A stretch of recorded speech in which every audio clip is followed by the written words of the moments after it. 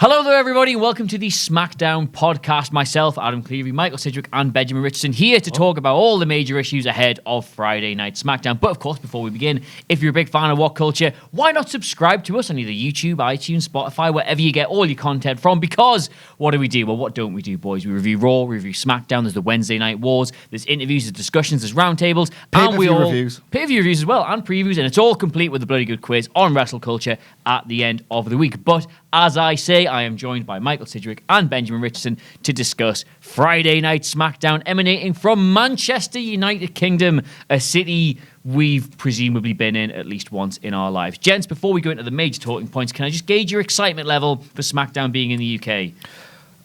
This is like an indictment of the times, but my first thought when I remembered, oh Christ, it's in Manchester this week, is, oh, you might get a loud crowd for once. You might get a drunk crowd. They've ritually killed off North American crowds by doing a big sweeping load of bollocks in every single town they've been in. It's not been a great 2019 for WWE in totality. That's not being cynical. That's just being completely honest. There's a huge novelty factor when it comes to the UK.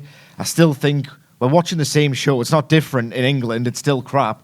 So maybe there won't be as much excitement because we're kind of famous for being sort of like molten crowds. Maybe there won't be quite the same volume, but there'll be some volume at least. I'd actually say Britain is famous for being quite reserved. But we need to... in disposition, but not in wrestling shows. We're unbearable. I think it's time to redress this misconception that the problem is dead crowds. The problem is a dead product. I didn't say that. No, I know. I'm just saying. Thank you. Quite right. Jesus Christ. I was going to actually bite your face off. The fact that this crowd will be molten just proves that it's only in exceptional circumstances that we can actually attract heat. As for the actual show itself... Sorry, by exceptional circumstance, do you mean like tens of thousands of people piling into the nearest Wetherspoons before going to the arena? Yeah, I do mean that. Yeah, basically it's a night out in a depressing period in our political history. As for the show itself, so last week's was sort of a Jim Bourne bullseye edition of SmackDown. It's like, here's what you could have won on a regular basis. And now this week, it's just back to normal. And we're basically going to get what we're supposed to get last week. And it sounds... How come you've not even written that? That's such a good line. You've not even written that down. That's not even in your notes. It's almost like he's got a quick wit. Top of your head. Yeah, I do have that. I'm impressed. In my arsenal on occasion. So I'm not necessarily expecting our proposed main event of King Corbin and Roman Reigns to be on an equal keel to last week's. Well, I'm glad you've touched upon that because that's my first set of notes. We were supposed to be getting this last week, and obviously several issues in Saudi Arabia, which were entirely mechanical problems, nothing suspicious or out of the ordinary, forced them to have a rethink, and we are getting that again as the main event this week. So the question has to be asked, was last week just a complete pocket episode? Are they not going to carry this forward? Are we just going to get back to what WWE does best? And that's not good televised wrestling. Well, theoretically, they've uncorked the bottle now, so they have to go along with the NXT invasion. They continued it on NXT this week. But, given this is WWE, they're very likely to just flip the concept of lineal time and go back to where we're going to go last week. Well, and then pick up the thread next week. Looking at the card on paper, they've done precisely that. My favourite thing about doing this main event again is that literally everyone on every comment section I've ever read or every social media website I went on said, oh, thank Christ they're not doing Roman Reigns versus Baron Corbin. And thank Christ there was a near international incident in Saudi Arabia to avoid that main event. 1 week later, same again. Just for what it's worth, given the improvement Baron Corbin's made this year and the fact Roman Reigns is a very good pro wrestler, it could actually be okay. The match itself, I'm sure, will be fine. It's just the interest in seeing it and the character work. It's the concept of the match that's the problem. Yeah. The concept of the match is the problem. One thing I will point out was, I think, was it at Fastlane that did the Shield triple threat against, was it Corbin, Lashley and Drew? Yes. Yep. The highlight of that match, beyond Rollins, that wasn't the Dogs of War. Who was it? That was Strowman, Ziggler and McIntyre. Yeah. Oh, what's it? This is McIntyre's other... they just went through, This is McIntyre's other heel pals. But the highlight of that match, beyond Seth Rollins' lunatic bump at the end, were the exchanges between Corbin and Reigns, and this was pre-King Corbin. Yep. They look great. So this really could be like a good WWE-style match. It's Corbin and Reigns. It's not Adam Cole and Daniel Bryan. Yeah. Exactly. It's part of the problem. I think we've had the malaise for longer than just this year, where it's like, well, yes, okay, this could be fine. The 2 raw decades ingredients going in are absolutely okay, but just this isn't what I'm interested in seeing. This is not what's going to make me tune in. I may find out afterwards, hey, they had an absolute banger, but it's not something that's going to make people want to tune into the product on the night. It's sort of retrospectively good, which tends to be the only time WWE get a massive hit with this. They got a really good rating last week coming off the back of the FS1 disaster. And what really made people tune in last week, I personally think, was the element of chaos, the element of the unknown. The fact they don't know, it's just going to be a prosaic Roman Reigns main event. It's going to be just another... Prosaic on a podcast? Yeah, it's going to be a combination of a revival and the New Days we see every week. All good matches. Taking my heat. Thanks. Yeah, just basically, the same stuff. Are you expecting to see much from NXT tonight at all? Or No, because I think it's based on whether they've travelled over to the UK.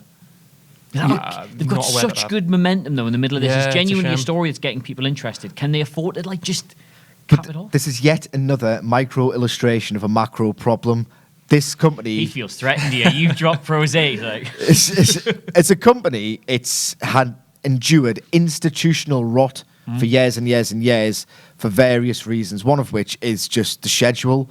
And the schedule here might make them come a cropper because, as Benjamin points out, they're not going to fly the whole NXT roster out at great expense to Europe for this specific purpose. So there'll be a handful of people, which, to be honest, might work out in their favour. You can't just do a rinse and repeat of the exact same every single match or talk show gets interrupted. They want to keep a lid on it for at least a week and build up some more anticipation. Possibly. There's narrative, where's explanations for it. I'm ahead of last week's SmackDown. Can't be asked to fly. Well, that's what they literally said they couldn't do in a statement, so there's precedent. So I've been wondering it's realistic. What I've been wondering about is Paul Heyman cut his promo last week where he said if Rey Mysterio is to cross over to SmackDown, he'll be in breach of contract and the network will fine him or he'll get fined by the company or whatever. So Triple H was backstage, watched that promo, and at no point did he think, hang on a minute, I've got all my NXT lads here from USA. Is this a good idea to get them all fired? But he did it anyway. So he Did they get fired? No, they didn't get fired. No repercussions. But he could say this week, we've had a word. The network said we're not very keen on this. So just keep them off for a week. But Well, it's, They could do that, yeah. They They won't could do do that. but it betrays the wild card rule. But then they got a rating, so there's a moral crisis Yeah. within Fox, which is a sentence I never thought I would ever say because they have no morals. Clearly, Well, just before we go on, I just want to read what WWE's hyped description of the Corbin versus Reigns match is. The king has been demanding respect, but the big dog is not one. I don't want to watch it now. While appearing on WWE Backstage on FS1, Roman Reigns was blindside attacked. Blindside attacked? New one for me. By King Corbin, and now the two will collide on Friday Night SmackDown. Can the big dog get retribution on Corbin, or will the king reign over Reigns? Find out this Friday night on SmackDown on Fox at 8 Central. Can I just say, I don't know who in the world ever reads WWE's previews, but whoever writes them, Whenever I do this. him or Will Porn. whoever writes them has a real flair for the pun. I think they're having a lot. The people who write these but have a you can lot of clearly fun tell with they're them. doing a difficult job and they're just enjoying it. So good on them for that. Well, speaking of doing a difficult job and just enjoying it, Tyson Fury's back on SmackDown this week. in his hometown. In his hometown. Now, look, it's good to obviously get him on. It's going to get a cheap pop. I can understand that. However, surely the whole purpose of bringing him in was like a quick segment to build up the crown jewel. He gets a win. He moves back into boxing. Strowman gets his heat back somehow. Surely by bringing him back in after the match, does that not undo all the good work? Because either Fury What good work? I use the term in context, the good work in that. Surely whatever momentum he's got off beating Strowman, he can't then continue to build on this show. And if Strowman gets his heat back, it negates the whole premise of doing this in the first place. So what's the point? The purpose of bringing I him... always talk before pamphlets. This is throwing me off, but Oh, no, go just ahead. this I time. don't mind. I'm just this time. I'm being confident. The purpose of Tyson Fury was to build up his fight with Deontay Wilder in February. Yes. That's, 3 months away. Mm-hmm. So we'll be seeing more of him. That's Fox want this to happen and ESPN want this to happen. He also needs to be repercussion or fallout from Crown Jewel, which was presumably going to be doesn't last need to be Friday. anything. It doesn't need to be, but they want to keep him relevant. You know what I mean? I've got no interest, analysis. I don't think No. anybody has any interest in I it can't for the whatsoever. life of me understand what you do with him. Save for a Wayne Rooney at the barricade punching Wade Barrett in the face moment where you bury somebody else just to get him a tiny little pop. I don't understand how you use this effectively. The way they've pitched it as well in their incredible little opening analysis ends with, are Fury and Strowman headed for another epic collision? No. I missed the first one, but this would be... I might have it, Come on, here we go. Right. What does WWE do all the time? Annoy its fan base. Right, yep. Who's a guy that I'd love to see push, but is kind of presented as a pissant who gets his face punched in by legends and stuff? Shorty G. Sami Sami Zayn. Zayn. Tyson Fury's gonna... Sami Zayn's going to annoy Tyson Fury for about 3 minutes with his hyperactive spiel and then get punched. Do you know what it is? That makes so much sense. I can't see them doing it. I think that fits in with, I won't go into detail, but I think that fits in with Tyson Fury's general worldview as well. Beating up Sami Zayn. I mean, we've got 15 more minutes. Given he's a hometown man, isn't You he stopped likely short to get hero there, buried? good. Isn't he likely to get buried? Is it categorically? He categorically cannot get buried in this because the whole purpose of them using him is, as you say, to build up this fight with Wilder. Yeah. So he has to go over every single time he's on television between now and February, however often that is. And if they're going to repeatedly use him, is there not just a danger that he becomes the most pushed man in WWE to build up a match which isn't even in WWE? Yeah, that's a great indictment of the most recent Crown Jewel, as much as it wasn't utterly terrible. Effectively, not only is it an advertisement for a regressive regime, but it's also an advertisement for a completely different sport. It was ridiculous. It's genuinely upsetting, this. Yeah. With the Gypsy King is slated to appear when the Blue Brand broadcasts from the lineal heavyweight champion's hometown of Manchester, England. With Fury in the building, Braun Strowman shouldn't be far behind as the two brawlers have unfinished business. Is Braun Strowman on SmackDown? Yes. Well, Okay. he says he can't be far behind, so I don't think they mean Monday. Shoot, how do they have unfinished business? They had a wrestling match. Oh, because they did this thing where count-outs don't count. I mean, nothing counts. Then why does the bell ring? But Well, that's the question I've been asking for 3.5 years. The thing in is, my capacity as a content producer for WhatCulture, I don't know. in Tyson Fury's world as well, he effectively knocked Braun Strowman out, so that definitely is a win. Look. Yeah, but he's in another world to promote his world. I couldn't care less. Go and move on. Move on, yeah, okay. So the Revival are defending the SmackDown Tag Team Championships against the New Day. Now, this match will be, I'm sure, great if given enough time and given the scope to do it. But with the Tag Team titles being on the line, we've already had announced that the Raw Tag Team Champions, the NXT Tag Team Champions, and the SmackDown Tag Team Champions will be defending their belts. Well, not defending belts, but they'll be in a big melting pot of action. Now, I'm going to get on to asking a slightly different question after this. But is there any chance the Revival might be losing their belts heading into Survivor Series because they want to put another tag team, be the New Day or somebody else, in this match? I don't believe so, because I think this is going to be part of a greater storyline for Kofi Kingston to eventually turn on Big E. Now, this is the first time, I know it's separate, but he actually spoke for the first time this week about his disappointment Yes, at he losing did. the title. So there's an element of that frustration actually maybe seeping into the product. It Because was for TalkSport, in fairness. It was for TalkSport, but it still happened, and he was still allowed to say that publicly. It's been very peculiar the way he's handled this defeat, as like he's just pushed it to the back of his mind and repressed what was surely a terrible night in his career. And I think maybe I'm giving him too much credit. You are. Subtlety You are. here, yeah.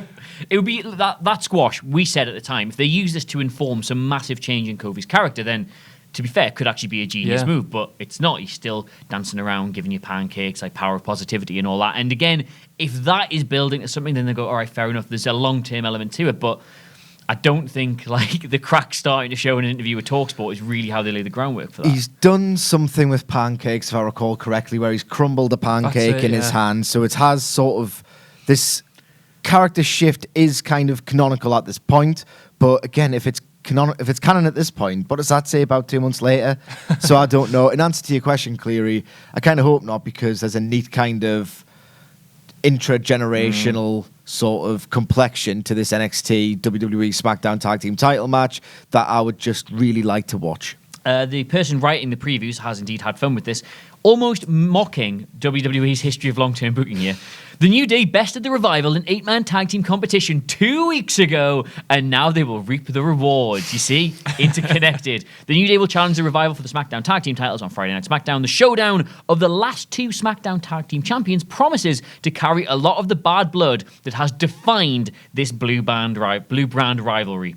Not really buying the story's history in all of this, although they do tend to have good matches.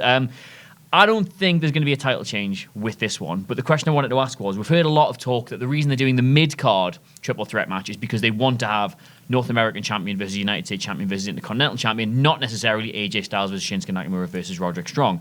Nothing at the minute is scheduled for a Styles or a Nakamura title defense, but if there's going to be a belt change anywhere to change one of these Survivor Series matches, is that where you could see it being? Yeah, Daniel Bryan. That seems to be the And obvious Nakamura, one, yeah. yeah. Is that a better match for having Bryan in it? Yes, because Shinsuke Nakamura is a shadow of his former self, and Daniel Bryan. Any match is a better match for having Daniel Bryan in it. Yeah, Daniel Bryan's just the best. He's the best person in that entire company, and I would include NXT in that assessment. I thoroughly agree. Well, sorry, I should probably give that question a wider context then. Is Survivor Series better served by putting Daniel Bryan in that match as opposed to giving him something else to do? Yes. Yeah, it depends what That's else the you best do, place for him, but do you that think? match sounds so good, I don't think anyone would possibly complain that it's effectively in the mid-card. Because Bryan and AJ Styles' chemistry was wonderful. Saw some of the best WWE matches in recent memory ahead at the turn of the year. The Royal Rumble one was the wrong match, but it was brilliant, but for the wrong stadium crowd. Their one at TLC was fantastic. If you want to mitigate what they did at the Royal Rumble, then the inclusion of someone as propulsive and as incredible as Roderick Strong is the perfect way to do that. That has got serious WWE main roster match of the year potential. Shinsuke Nakamura, I used to love this man so much, by the way. I remember. We were all there. Any other matches you'd see change at the minute? The women's championship match, for example? Oh, Jesus Christ. I don't think so. I would love it. They're not going to do it. I would love it if Bayley wasn't in that match at all. And again, I used to love this woman. This is what happens. When I saw that wonderful Baszler-Becky Lynch showdown, I just thought, that's the match. That is the match. To be perfectly honest, I agree. Do you think this is the time for that match? I know Shayna Baszler's obviously she's built up so much prestige as it is. Quite not possibly, like but Survivor Series tends to throw up these opportunities where things tend to. I mean, we saw last year, like that was. We were never supposed to get a women's main event at WrestleMania. Becky Lynch wasn't supposed to be in that equation, but the fact she had to miss that match made them realise precisely what they had on their hands. My problem with this, the reason I didn't want them to do Fiend versus Brock versus Adam Cole, which was one of the initial suggestions. Ridiculous. It's ridiculous for a start, but you look at that and you go straight away, I know that whoever wins is pinning Adam Cole. And I look at the women's championship match and I think, that'll be great, but I know whoever wins is either tapping or pinning Bayley. Whereas if you had maybe Sasha Banks of a month ago in that match or somebody else, you would think, well, there's possibilities for every single person to win that. And it's the same as it stands with the mid-card championship match. I think while you probably say Roderick Strong's the man WWE would want to do that, if you're actually booking the match, you can't really see who's the obvious winner and who's the obvious loser. So, yeah, who would you put in, though, if we were talking about the women's one? If you want to get Bayley out, who would you swap her for? I was being facetious. It's just when I saw that showdown on Raw, I thought, I wish this wasn't a Survivor Series. I wish this was a brand new call-up, and that was how she was introduced because it was so perfect. Still potential to do that, though, after this. Yeah, no, there is. It won't be quite the same. Basically, what I'm getting at is I'd rather see nobody, but realistically, if there has to be someone, I guess, but this new Bayley character, which is landing with some, if not all people, I'm kind of in the not me camp. But regardless, I think the way her character is operating at the moment, where she's just bantering off the idea of working house shows, she could slot into a triple threat match, I think, and it would be in character quite well. So yeah, if it has to be anybody, Bayley, but I just wish it wasn't anybody but those two. No, I have no problem with Bayley being in it, to be perfectly honest. Like, not for this show, I think it's fine. Well, the fantasy booking of Nia Jax's return continues untouched upon. Sasha Banks, speaking of which, returns to face Nikki Cross on Friday Night SmackDown. How on earth you write the preview for this one? I don't know, but they've managed it. Get back to work. Yep. The boss is back and set for battle against Nikki Cross. It's pretty much pretty much all that. Well, there's other stuff. Tells you who they are. Sasha Banks last competed in a Hell in a Cell showdown against Raw Women's Champion Becky Lynch. Since that devastating defeat, the boss has rallied behind her close friend Bayley by lending a hand to the SmackDown Women's Champion. I think that means she cut her hair. I don't really know. Now Cross seeks payback for the boss's involvement and the role she played in costing the former Women's Tag Team Champion a chance to win the title. Will the boss make a splash in her return to the ring, or will Cross make Banks long for a return to the sidelines? I'm pumped. I've got an answer for both those questions. Yes and no. She'll beat Nikki Cross, and that's it. That's it, isn't it? Yep. That's the only 4 matches they've announced thus far. Are you expecting to see anything else of note? Just NXT invasions, I guess. I don't know. They'll have to do one. There is the potential. I know they couldn't be bothered to fly them out. Obviously, it's a waste of probably their intuition to do it on a separate flight. But of course, you remember 3 members of the Undisputed Era did not appear on NXT this week. There was a clip showed beforehand which explained why they weren't there. Wouldn't be beyond the realms of possibility for the OC to wear the same clothes 3 days in a row. Who knows when they filmed that? Gargano wasn't on the show either. There's a few big names who could potentially have been brought over with all this without noticing. I think we're more likely to see an invasion from Raw. Will they not be working a house show on the same night? Like, this is bad of us, we're not prepared, but generally, they like to work these people to the bone. Yeah. Literally in the case of Adam Cole. It's just for pushing the concept of this brand warfare so far, but to date, it's basically just been NXT having Well, one it thing off we're with yet everyone to see announced for Survivor Series is a pure Raw versus SmackDown match. Obviously, Yeah. Brock and Ray jumping between things technically makes that Raw versus Raw, and we imagine The Fiend will get something to do at some point. We're yet to see. I think when it was first announced, we thought it would be sort of a triangle structure to it. We thought the obvious matches to announce were the ones that have been announced: Tag Team Warfare, Mid-Card Championship Warfare, Women's Warfare. But then I think from there, when I sort of fantasy booked it with Hamlet a bit, we had some Raw versus SmackDown, some SmackDown versus NXT, some NXT versus Raw, and it was sort of a, give everybody an equal amount of matches to see who accrues the most amount of points on the evening. But right now it just feels like NXT versus main roster. A Raw invasion would be perfect tonight for SmackDown because, like, look, this is brand warfare. Like, main roster isn't a brand. We are the dominant brand. Last year we clean swept you all. Especially as they've already announced matches which pit SmackDown versus Raw, and yet so far, other than the fact that the pay-per-view exists, there's no real reason why why they should care. Yeah. Is that going to happen though? I think at this point, I realise the circumstances enforced the NXT invasion first, but if you were booking this realistically, you'd absolutely do that as a, like, not a last-ditch measure, but you do Raw versus SmackDown first because it can only feel like an afterthought now because the NXT stuff's been so exciting. But I think that was probably the original plan for last week. Yeah. And I think this show is effectively going to be a redux of last week's show. Can't Or wait. last week's planned show. Well, I wish we could have used... Oh, we couldn't have used last week's preview because at this stage we'd known all about the travel chaos and the mechanical issues. Yeah. Unless we've got any other major talking points, any special guest appearances? No Vinnie Jones this time? Darren Fletcher, Scott McTominay Scott McTominay? could be there. Fred? Fred West. Wait, hang on. Fred the mascot or Fred the player? Well, he might as well be in the outfit. He's that useless. Tag team turmoil. Yes, I can't wait for it. Yeah, let's know what you make of SmackDown coming up this week in the comments below. Of course, don't forget to like, share, and subscribe. While you're here, subscribe to What Culture's podcast wherever you get your podcast from. There's iTunes, there's Acast. There's all the good and bad outlets as well. We do previews, reviews, Raw, SmackDown, Wednesday Night War, NXT, pay-per-views. Thank you very much for reminding me. Interviews, roundtables, discussions, and a roundup of the week complete with a bloody good quiz, of course, on Wrestle Culture, which, of course, we will be back for later in the day. But in the meantime, my thanks to both Michael Sidgwick and Benjamin Richardson. Where can they get you on Twitter? You can get me at Sidgwick. You can get me at BAR3pud. I am at Adam Cleary, CLERY, the entire What Culture wrestling team available to you at What Culture WWE. But in the meantime, enjoy SmackDown tonight, and we will see you either next week or you guys in tomorrow? Yes. Tomorrow night. Working Saturday, for fuck's sake. We'll see you later on. Goodbye. I'm working it for AE Dub, so I'm doing.